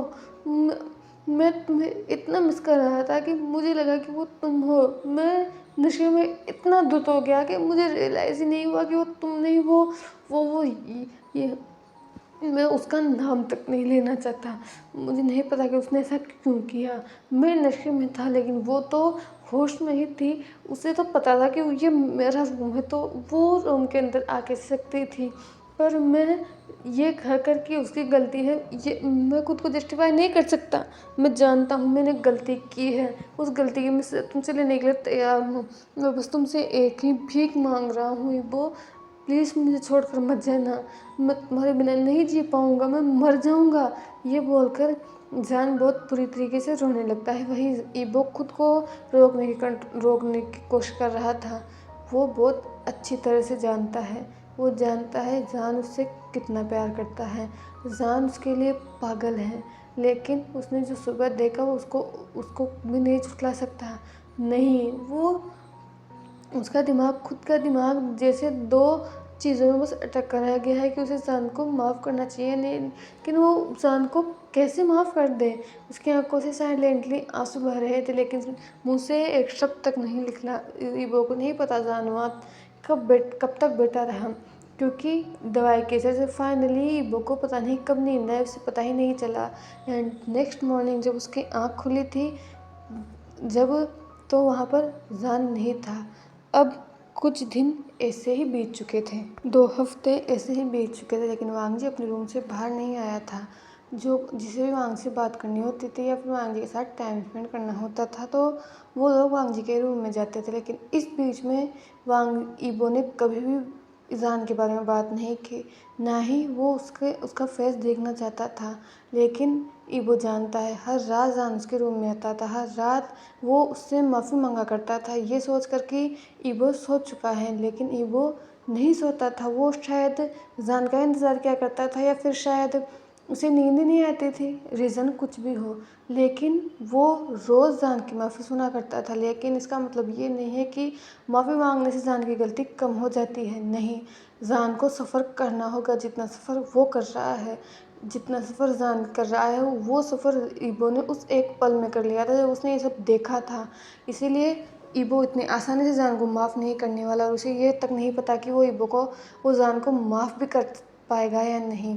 वो इस घर में है इस बेबी की वजह से, क्योंकि अभी उसकी हालत ठीक नहीं है। डॉक्टर ने उसे स्ट्रेस लेने से या फिर बाहर जाने से मना किया है, इसीलिए वो बस घर में है। एंड मैडम यू और हाई क्वान इस बात का ध्यान रख रहे हैं कि वो ठीक टाइम पर खाए और हर चीज़ टाइम पर करे। मैडम यू के अलावा अभी किसी को भी नहीं पता है कि ईबो प्रेग्नेंट है, किसी को नहीं, हाई क्वान तक को पता नहीं है। एंड उन दोनों का जो बेटा है वो वांग जी की एक अच्छी कंपनी है, वो ईबो के साथ आता है, वो घंटों तक बैठकर बातें करता है। ईबो उसी के साथ थोड़ा सा खुलता है, थोड़ी सी उससे बातें करता है, वो उसके साथ ही उसके होमवर्क में मदद करता है। एंड विजय जो है वहीं बैठकर जान ईबो के पास ही वो अपना सारा काम करता है। लेकिन उस वक्त ईबो फील कर सकता था कोई है जो उसे देखा करता है। एंड वो और कौन जान होता है। जान ने उस दिन के बाद कभी ईबो के सामने आने की कोशिश नहीं की। ऐसा नहीं है कि वो आना नहीं चाहता, ऐसा नहीं है कि वो माफ़ी मांगना नहीं चाहता, लेकिन वो खुद को इतना हिम्मत नहीं दे नहीं पा रहा है कि वो ईबो के सामने आ सके। लगभग 2 हफ्ते के बाद आज जाकर वांग जी रूम से बाहर आया था, क्योंकि उसे रूम में रहकर सफोकेशन फील होने लगी थी। इसीलिए वो सोच रहा था कि वो गार्डन में जाएगा, इसीलिए वो अपने रूम से निकला। एंड वो नीचे आया था, उसके हाथ में एक बैग था। वो बैग पता नहीं किसका था, पर उसके हाथ में था। एंड जब वो नीचे आ रहा था तो जान के रूम का भी डोर ओपन हुआ, और उसने 2 हफ्तों में पहली बार उन दोनों की एक दूसरे से आंखें मिली थी, एक दूसरे को उन लोगों ने देखा था। और जान ने जैसे ही ईबो को देखा, वो भी अपनी जगह पर बस फ्रोज हो गया, वो बस ईबो की तरफ ही देखे जा रहा था। लेकिन थोड़ी देर तक ईबो को देखने के बाद उसकी नज़र ईबो के हाथ में उस बैग पर गई। जैसे ही जान ने ये देखा, उसे ऐसा लग रहा था जैसे कि उसका नाइटमेयर सच हो रहा हो। वो पिछले 2 हफ्तों से ठीक से सो नहीं पाया है, क्योंकि जब भी उसकी आँख भी लगती है तो उसे ऐसा फील होता है कि वो उसको छोड़कर जा रहा है, उसे एक ऐसे अंधेरे में धकेल कर जा रहा है जिससे जान कभी बाहर नहीं निकल पाएगा। और अभी जब उसने ईबो के हाथ में ये बैग देखा तो उसे ऐसा लग रहा था कि जैसे उसका वो सपना सच हो रहा हो। उसे ब्रीदिंग में प्रॉब्लम हो रही थी। वो जो वांग जी ईबो के सामने आने से भी डर रहा था, वो धीरे धीरे ईबो के सामने आया। और ईबो ने जैसे ये देखा, वो धीरे धीरे जान पीछे जाने लगा। और ये देखकर जान का दिल कितना टूट रहा था कि उसका ईबो जो पहले उसकी बाहों में आने आने से पहले एक बार भी नहीं सोचता था। जब भी वो कुछ फील होता था, कुछ डिस्ट्रेस होता था, या कभी वो थोड़ा सा भी सैड होता था, जान की बाहें उसका एक सेफ प्लेस होती थी। वहीं आज ईबो उसकी परछाई तक को टच नहीं करना चाह रहा है। ये चीज़ जान के लिए कितनी हार्ट ब्रेकिंग थी, जान बता भी नहीं सकता। जान ने जब देखा कि ईबो उससे दूर जा रहा है तो अपनी जगह भी खड़ा हो गया। उसने जान ईबो की तरफ देखते हुए कहा, ठीक है, मैं तुम्हारे पास नहीं आ रहा, प्लीज़ दूर मत जाओ। तो तुमने बैग क्यों ले रखा है? क्या तुम इस घर को छोड़कर जा रहे हो? प्लीज़ शिवो, मैं जानता हूँ मैंने गलती की है, लेकिन प्लीज़ मुझे छोड़कर मत जाओ। मैं तुम्हारे बिना नहीं जी पाऊँगा, प्लीज़ मुझे छोड़कर मत जाओ। तुम्हें सज़ा देनी है, मुझे सज़ा दो। ये बोलकर जान एक पल के लिए अंदर जाता है और दोबारा उसी विप के साथ बाहर आता है। और उन दोनों की हॉल में आवाज़ें सुनकर अब फैमिली भी वहाँ पर इकट्ठा हो चुकी थी। जान ने उस विप को ईबो के पैरों पर ईबो के सामने रखते हुए कहा, अगर तुम चाहो तुम मुझे इससे सज़ा दे सकते हो, तुम जितना चाहो मुझे मार सकते हो, और तुम अगर और चाहो तो तुम मुझे और सज़ा भी दे सकते हो, बट प्लीज़ मुझे छोड़कर मत जाओ वो। मैं पहले ही बहुत कुछ सह रहा हूँ, तुम्हें नहीं देखना मेरे लिए किसी सज़ा से कम नहीं है, लेकिन मैं जानता हूँ मैंने गलती की है एंड वो गलती मैं मान रहा हूँ एंड उस गलती को मैं सह रहा हूँ। प्लीज़ मेरी जान मुझसे मत छीनो, तुम यहाँ से मत जाओ वो, प्लीज़ मत जाओ। ये बोलकर वो अपने घुटनों पर आ चुका था लिटरली, जैसे वो ईबो के पैरों में था। वो गिड़गिड़ाकर ईबो से बस माफ़ी मांग रहा था। ये देखकर ईबो ने जान की तरफ देखा, लेकिन ईबो के फेस पर कोई एक्सप्रेशंस नहीं थे। उसके मुँह से एक शब्द नहीं निकला, उसकी आंखों में आज कुछ भी नहीं था, वो उसकी आंखें ब्लैंक थी। ये सब हो ही रहा था तभी डोरबेल रिंग हुई, और ये देखकर सभी लोग शॉक हो गए, क्योंकि अभी सुबह का ही टाइम था, तो इतनी सुबह सुबह कौन आया होगा। लेकिन एक मेड ने जाकर डोर ओपन किया और वहाँ से 3 लोग अंदर आए। फिर दूसरा जान जब भी बैठा हुआ था, उसे कोई शर्म नहीं थी ईबो के कदमों में बैठने पर, या फिर उसे इस कोई फ़र्क नहीं पड़ रहा था इस चीज़ से कि डोर से कोई अंदर आया। उसे कोई ईबो के कदमों में देखा का तो कोई उसके बारे में क्या सोचेगा कि शहंशाह जान, जिससे सभी लोग डरते हैं, वो विजान जो किसी के सामने नहीं दिखता, वो अपने हस्बैंड के कदमों में बैठा हुआ है, उसे कोई फ़र्क नहीं पड़ता। वो बस ईबो से एक्सपेक्टिंग गेज से देख रहा था कि एक बार के लिए तो ईबो उसकी तरफ देखे, कुछ ही कहे, शायद वो उसे डांटे ही सही, भले ही उसे कर्ज ही करे, लेकिन कुछ तो कहे। लेकिन ईबो कुछ नहीं कह रहा था। डोर से जो 3 लोग अंदर आए थे, जब उन्होंने ये सीन देखा तो वो भी अपनी जगह पर एक पल के लिए फ्रोज हो गए, लेकिन फिर उन लोगों ने तो कंपोज किया और वो लोग अंदर आए। लेकिन घर वालों ने जैसे ही उन तीनों को देखा, उन तीनों की मुट्ठियाँ भिज गई, उनकी आंखों में से खून दौड़ने लगा। उन लोगों ने मैडम यू ने सामने की तरफ देखते हुए कहा, यांगजी, तुम्हारी हिम्मत कैसे हुई वापस इस घर में आने की। ये सुनकर यांगजी ने मैडम यू की तरफ देखा और कहा, आंट, आप मुझसे इस तरह से बात नहीं कर सकती, एंड मैंने आपसे कहा था कि मैं कुछ समय के लिए जा रही हूँ। मैंने जान से कहा था, लेकिन इसका मतलब ये नहीं है कि मैं वो सब होने के बाद उसे छोड़कर जा रही थी। ये सुनकर मैडम ने कहा, तुम दोनों के बीच जो हुआ वो बस एक गलती थी, एंड मुझे तुमसे सवाल पूछना है यांग जी। सही क्या तुम यहाँ पर आ गई? तुम्हें लगता है तुम दोनों के बीच में वो सब हुआ था, राइट? ये सुनकर यांग जी ने नोट किया, तो मैडम ने उसके सामने जाते हुए कहा, उस रात जैसा कि जान ने कहा एंड जैसा कि हम जान को जानते हैं, जान इतनी ईजिली ड्रंक नहीं होता। फिर भी हमने माना कि जान ड्रंक हो गया, लेकिन तुम गाड़ी चलाकर उससे घर लेकर आए थे, इसका मतलब तुम ड्रंक नहीं थी, राइट? तो तुम अपने रूम को छोड़कर जान के रूम में क्या लेने गई थी?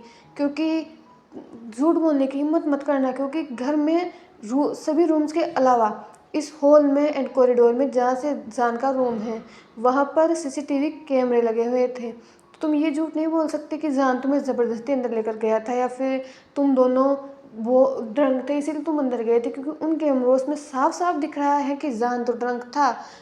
जान किचन में से जब अंदर गया था वो तो ड्रंक था, लेकिन उसी वक्त उस कॉरिडोर का कैमरा ऑफ कैसे हुआ?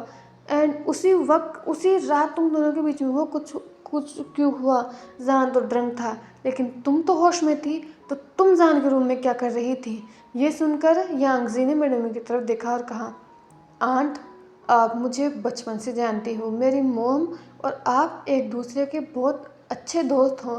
मैंने कभी सोचा भी नहीं था कि आप मेरे ऊपर ऐसे इल्ज़ाम लगाओगी। आपको क्या लगा कि कैमरेज मैंने ख़राब किए हैं? मैंने ऐसा कुछ नहीं किया। और रही बात मेरे रूम में जाने की, तो हाँ, मैं ड्रंक नहीं थी, एंड ये बात पर आप ये बात बहुत अच्छी तरह से जानती हो कि मैं जान को पसंद करती थी।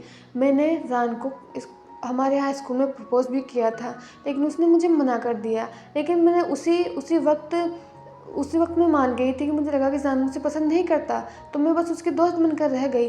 लेकिन उस रात जब वो ड्रंक था एंड वो लड़खड़ा कर जा रहा था, तो वही सीढ़ियों से ऊपर जाते हुए वो गिरने वाला था।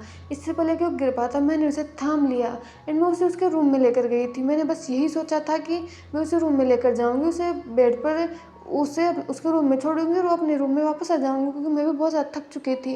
लेकिन जब मैं रूम में गई तो उस वक्त जान ड्रंक था, एंड उसने वो मुझे नहीं पता, लेकिन वो ड्रंक था और धीरे धीरे वो अपने होश खोने लगा। वो ये बात मैं आपको बताना नहीं चाहती, लेकिन वो मुझे टच करने लगा और आप बहुत अच्छी तरह से जानते हो कि मैं जान को पसंद करती थी, इसीलिए मैं जान को नहीं रोक पाए और हम दोनों के बीच में वो हो गया। अब जो हो गया है उसे आप चेंज नहीं कर सकती। ये सुनकर मैडम यू ने यांगजी की तरफ देखते हुए कहा, शट आप, अपनी बकवास बंद करो यांगजी, मैं जान को बहुत अच्छी तरह से जानती हूँ। अगर उसे ये पता होता कि वो तुम है तो वो तुम्हें टच करने के बारे में तो सोचो। वो तुम्हें अपने रूम में तक नहीं लेकर जा सकता था, और अगर वो तुम्हें टच कर रहा था तो क्या तुम इतनी तो वीक नहीं हो कि तुम उसे पुश नहीं कर सकती थी। और जान ड्रंक था, इसका मतलब तुम उसे आराम से पुश कर सकती थी एंड तुम दोनों के बीच में जो कुछ हुआ उसे रोक सकती थी। तुम जान को पसंद करती थी, लेकिन क्या तुम ये भूल गई थी कि जाना मैरिड था, रीबो उसका हस्बैंड था। क्या तुम्हें ये इतना नीच हरकत करते हुए एक पल के लिए भी तुमने ईबो के बारे में नहीं सोचा? ये सुनकर यांगजी ने ईबो की तरफ देखा और फिर मैडम की तरफ देखते हुए शेमलेसली कहा, इससे क्या फ़र्क पड़ता है, वैसे भी ईजान इतनी बड़ी फैमिली का हायर है एंड आजकल की जनरेशन में ये सब चलता है। वरना आप इसे वन नाइट स्टैंड कर सकती थी, मुझे नहीं फ़र्क पड़ता। और जान एक ग्रोन अप मैन है, तो उसने मेरे साथ नाइट स्पेंड कर ली तो क्या फ़र्क पड़ गया? ऐसा तो नहीं है कि उसने किसी और के साथ नाइट स्पेंड की हो। अगर कोई और होता तब तक वो पूरे मीडिया को अपने सर पर उठा चुका होता, लेकिन मैंने ऐसा कुछ नहीं किया, तो आपको मेरा ग्रेटफुल होना चाहिए। उस रात हम दोनों के बीच में जो कुछ भी हुआ वो हो चुका है एंड मैं उसी के बारे में बात करने आई हूँ।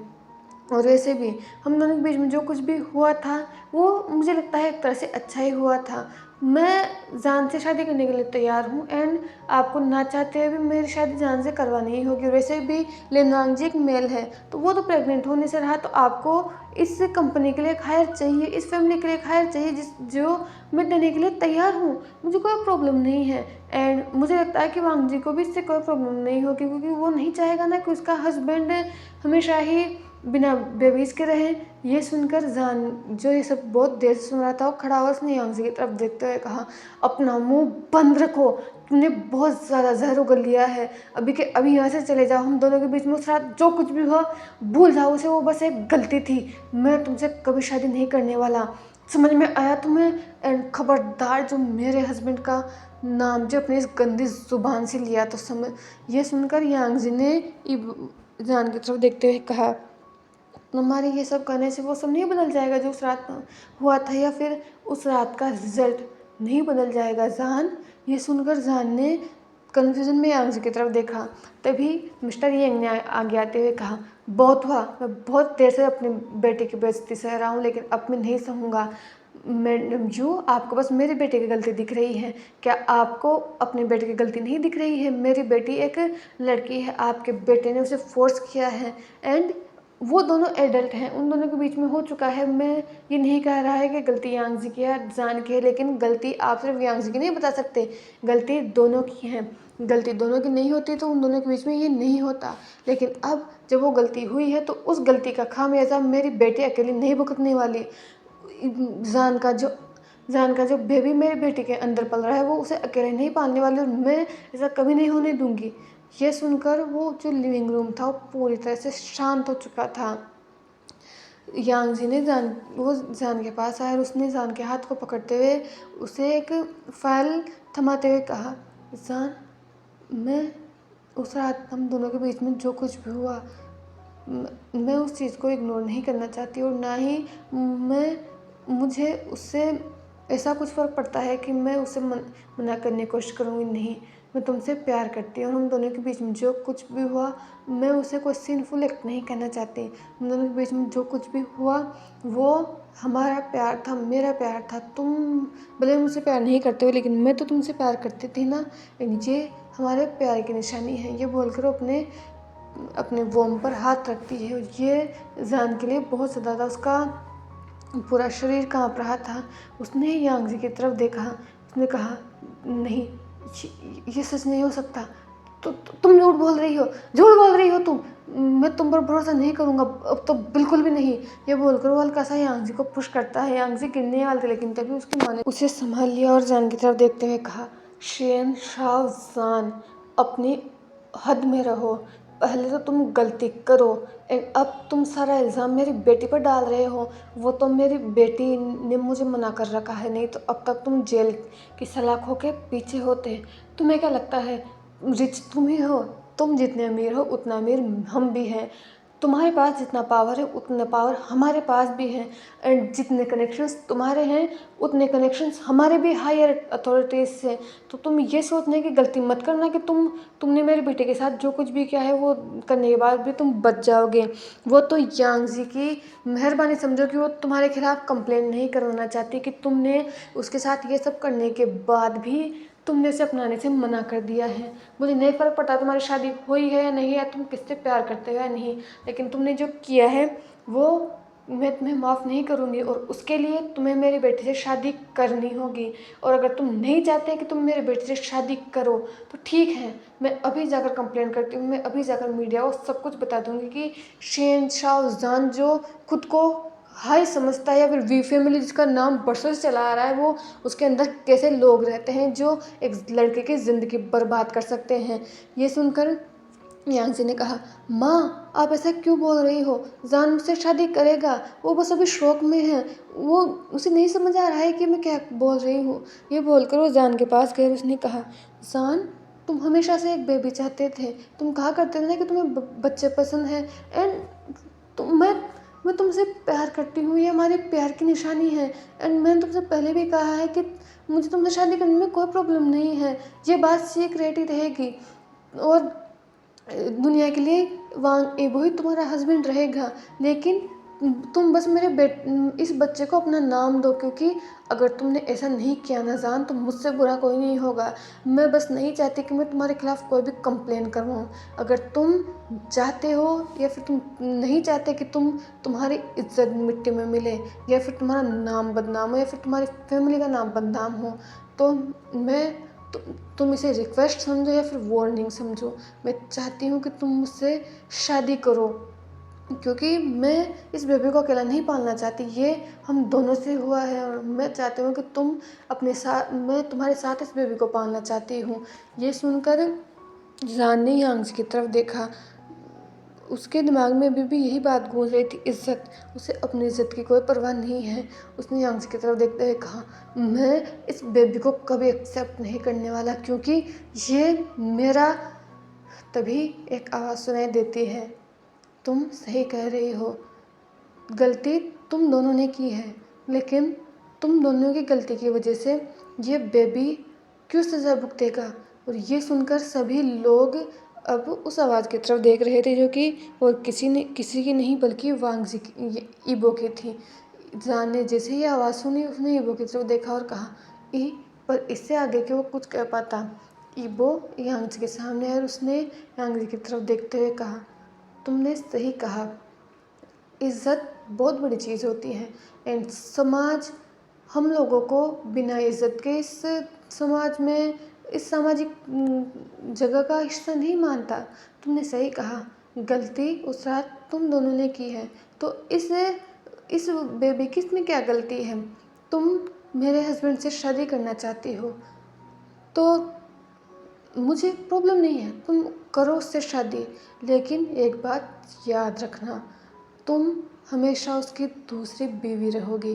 तुम उससे शादी तो कर रही हो, जान तुम्हें नाम देगा एंड इस बेबी को भी नाम देगा, लेकिन तुम कभी इस परिवार का हिस्सा नहीं बनोगी, तुम कभी इस परिवार के साथ नहीं रहोगी। तुम शादी करना चाहती हो तो तुम शादी करो। वैसे भी मुझे नहीं लगता कि अब किसी के दिल में मेरे लिए जगह है। मैं फिर भी तुम्हें पता है, मैं इस इंसान को छोड़कर नहीं जा सकता। मुझे नहीं पता कि इतना सब कुछ होने के बाद भी इसने मेरे साथ इतना सब कुछ किया, वो जानने के बाद भी मैं इसे छोड़कर नहीं जा पा रहा हूँ। लेकिन इसका मतलब ये नहीं है कि मैं इसके लाइफ में किसी को भी आ जाने दूँगा। तुम शादी करना चाहती हो, करो शादी, लेकिन एक बात याद रखना, अपनी हद में रहना। अगर तुमने अपनी हद क्रॉस की तो जिस तरह से मैं तुम्हारी शादी उससे करवा रहा हूँ, उस तरह से मैं तुम्हें इस घर से बाहर भी निकाल सकता हूँ। एंड तुमने कहा ना कि जान को बेबीज़ पसंद है, तो तुम इस घर में सिर्फ इसीलिए हो कि क्योंकि तुम्हारे पेट में वी परिवार का खून है।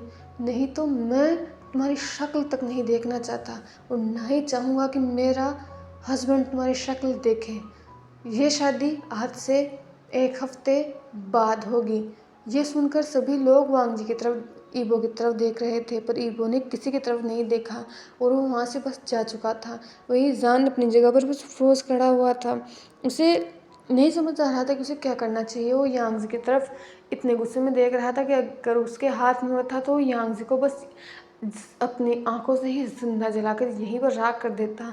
पर जान भी तोड़कर बस ईबो के पीछे चला गया था, क्योंकि उसे वो इस डिसीजन को नहीं मान सकता। वो ईबो के अलावा किसी और को अपनी लाइफ में कभी जगह नहीं दे सकता। वहीं दूसरी तरफ जाते हुए उन दोनों ने एक स्मृति मिस कर दिया जो कि वहाँ पर खड़े एक पर्सन का था। वहीं दूसरी तरफ मैडम यू उन लोगों की तरफ घूर कर देख रही थी। मैडम यू ने उन लोगों की तरफ देखते हुए कहा, यांगजी, मैंने बचपन से तुम्हें अपनी बेटी की तरह माना था, लेकिन तुमने आज मेरे बेटे को, मेरे दूसरे बेटे को, दोनों को तोड़ कर रख दिया है। तुमने उनके उस प्योर रिलेशन को बर्बाद कर कर रख दिया है, जिसकी मिसाल हमारा पूरा परिवार दिया करता था।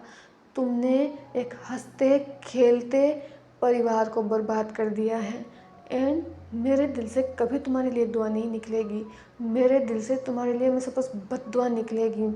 और शादी 1 हफ्ते बाद है ना, तो अभी के अभी यहाँ से निकल जाओ, क्योंकि जिस दिन शादी होगी तुम लोग उसी दिन यहाँ पर आओगे। अगर उससे पहले तुम तीनों में से मुझे हमारे परिवार के आसपास भी कोई दिखा तो मुझसे बुरा कोई नहीं होगा।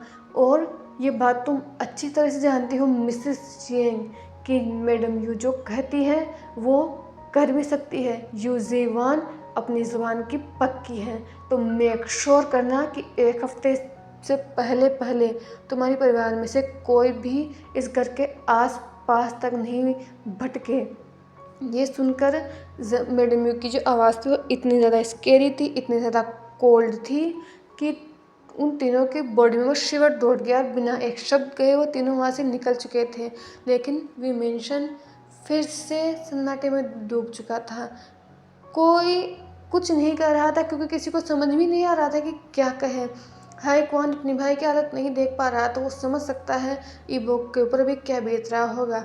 चेंग अपने भाई और ईबो की हालत नहीं देख पा रहा था। शुआन लू अपने आंसू कंट्रोल नहीं कर पा रही थी। उसे नहीं समझ रहा था कि उसके भाई की लाइफ में आखिर ऐसा इतना गलत क्यों हुआ है, कैसे हो गया, उन लोगों की आंखों के सामने सब हो कैसे गया, उसे ये समझ में नहीं आ रहा था। यही दूसरी तरफ ईबो वापस उसी रूम में चला गया था जिससे वो निकल कर बाहर आया था। एंड उसी वक्त वो कर्ज कर रहा था जब उसने सोचा था कि वो बाहर आएगा, लेकिन जान भी वहाँ पर आ चुका था। ईबो खिड़की से बाहर देख रहा था। जान ने वहाँ आते हुए कहा, ईबो तुमने ये क्यों किया? मैं उससे शादी नहीं करना चाहता, मैं उससे शादी नहीं करूँगा। पर ईबो ने कुछ नहीं कहा। थोड़ी देर तक उस रूम में बस साइलेंस हो गया। तभी ईबो ने बिना विंग की तरफ देखे ही कहा, ये तुमने क्या कर दिया विजान? तुमने सब कुछ बर्बाद कर दिया। हमारा हंसता खेलता संसार तुमने उजाड़ कर रख दिया।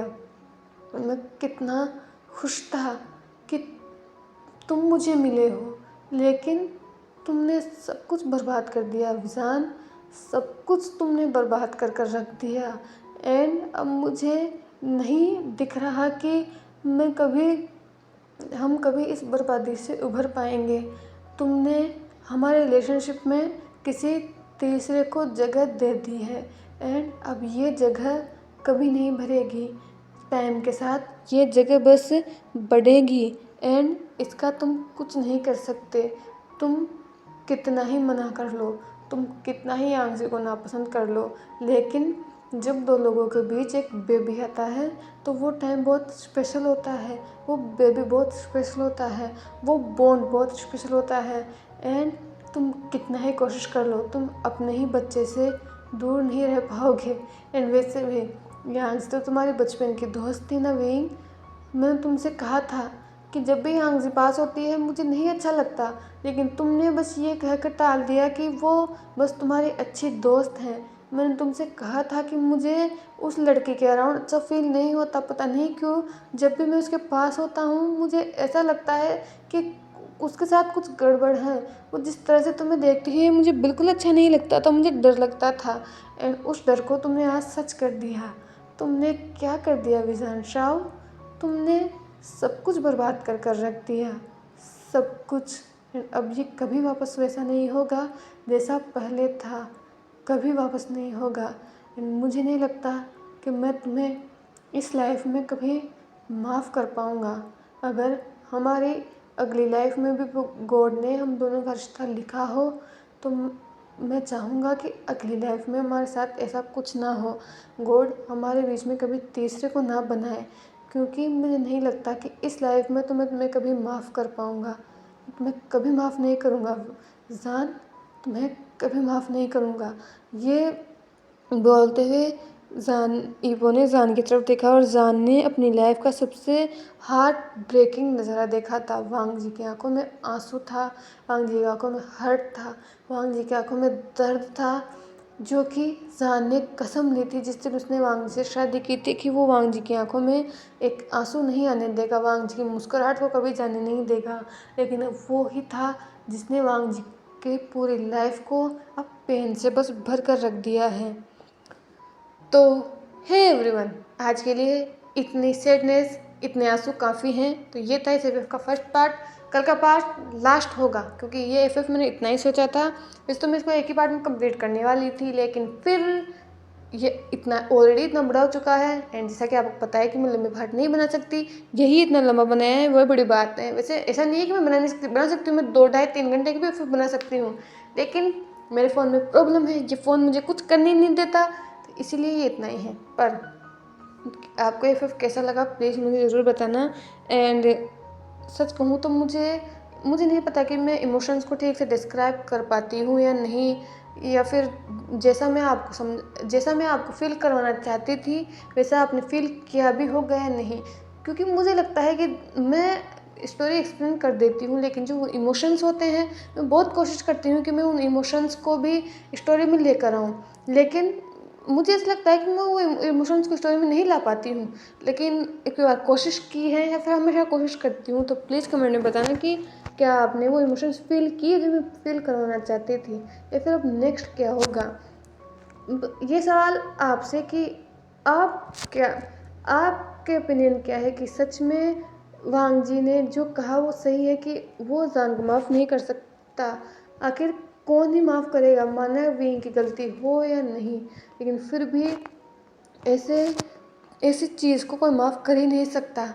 आपके जो भी ओपिनियन हो प्लीज़ मेरे साथ ज़रूर शेयर करना, और ये भी बताना कि नेक्स्ट पार्ट में आप क्या उम्मीद कर सकते हैं कि क्या हो सकता है। प्लीज़ कमेंट में ज़रूर बताना।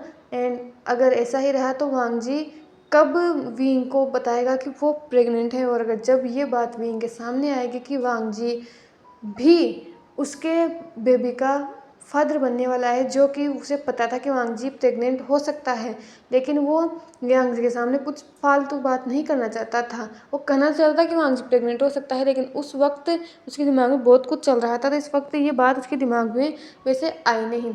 लेकिन जब उसे पता चलेगा, क्योंकि ये चीज़ को छुपाने वाली नहीं है, एक न एक दिन सबके सामने बात आई जाएगी कि वांग जी प्रेग्नेंट हैं, तो तब विंग का रिएक्शन क्या होगा।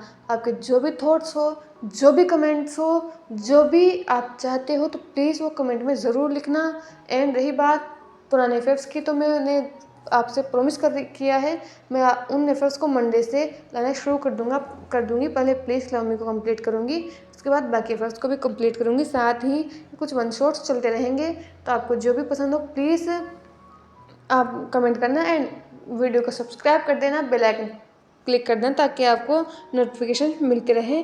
अपना ख्याल रखना, क्योंकि आजकल मौसम बहुत ज़्यादा ऐसे ही गड़बड़ चल रहा है, तो अपना ख्याल रखना।